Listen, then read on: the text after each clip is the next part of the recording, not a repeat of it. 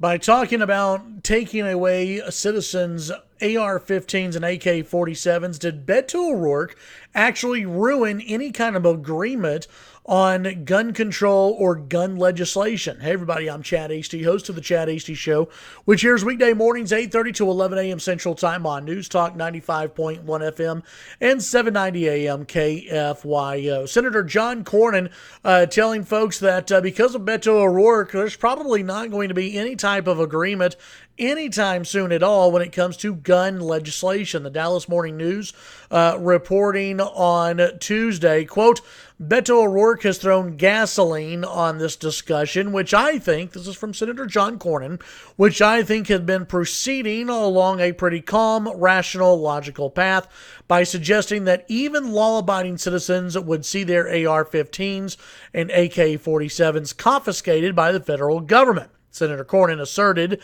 in a call with Texas reporters. He set back the debate a lot, maybe by not just years, but by decades as well. Lieutenant Governor Dan Patrick, who's come under a little bit of fire as well here in the state of Texas for calling for expanded background checks, also took on O'Rourke and said that O'Rourke is, quote, the most radical of all the loony leftists and socialist currently running for president. I don't know if that's true. Bernie Sanders is pretty far out there.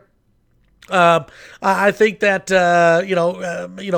maybe as far as the Second Amendment goes, maybe O'Rourke is the looniest of the left, but I don't know. Bernie Sanders, Elizabeth Warren, I think they're maybe, at least on most policy, they're a little bit further to the left than what Beto O'Rourke is. But, let's go ahead and focus on this one comment from Senator John Cornyn, that Beto O'Rourke has set back the discussion and any kind of agreement on background checks or gun legislation for maybe not just years, but for decades.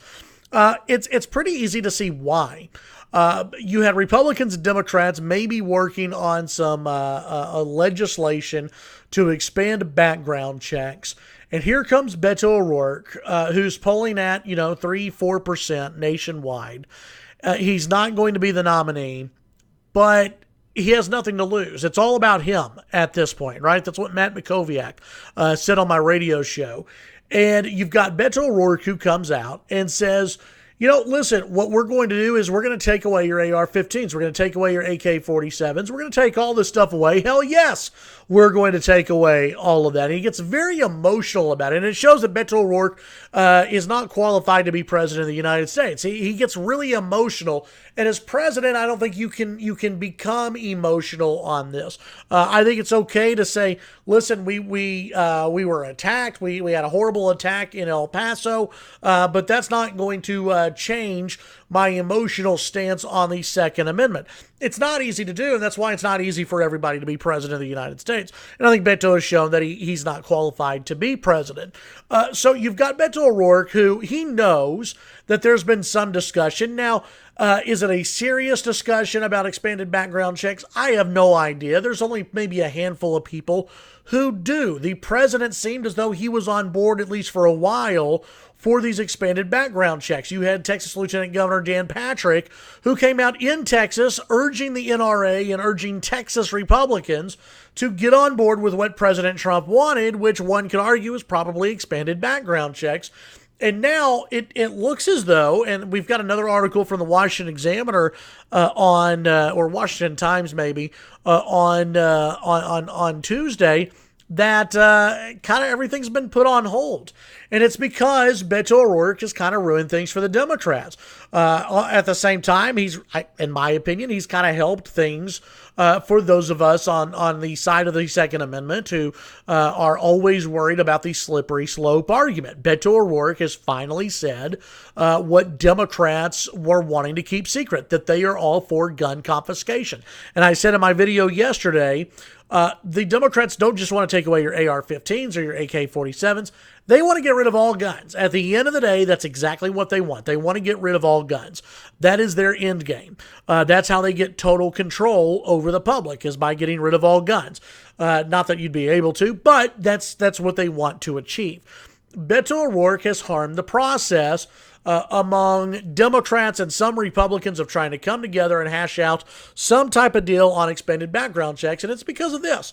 For years, Republicans have said, and they've been derided by the left for saying this, but for years, Republicans have said, Democrats want to take away your guns. Democrats are not okay with just expanded background checks.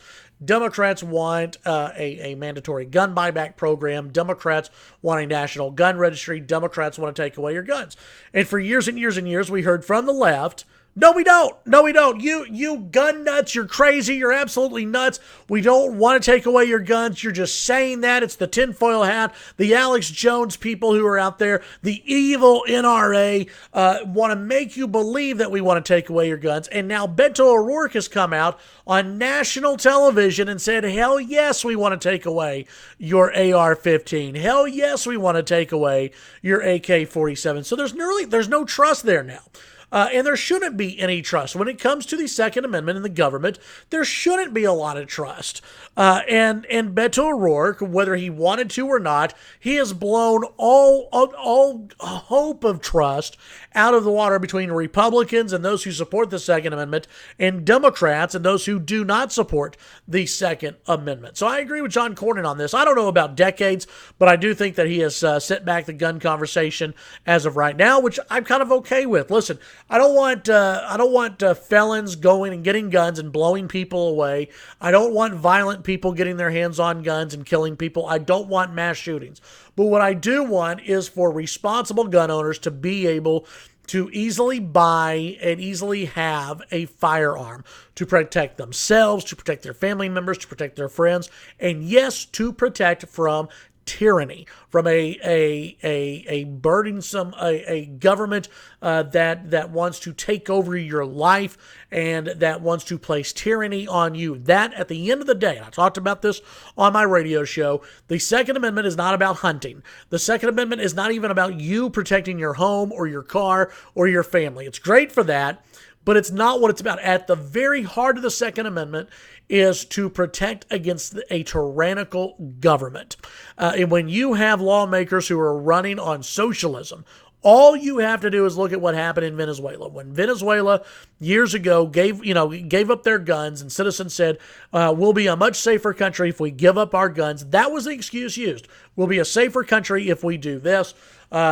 Listen, it's the same arguments that we're hearing here, unfortunately. And Beto O'Rourke, I'll give him credit, as I did the other day in one of these videos. Beto O'Rourke was at least honest and open that he and the Democrat Party want to take away your guns. Never forget that. Tune in to the Chad Hasty Show, weekday mornings, 8:30 to 11 a.m. Central Time on News Talk 95.1 FM and 790 AM KFYO. Have a great day.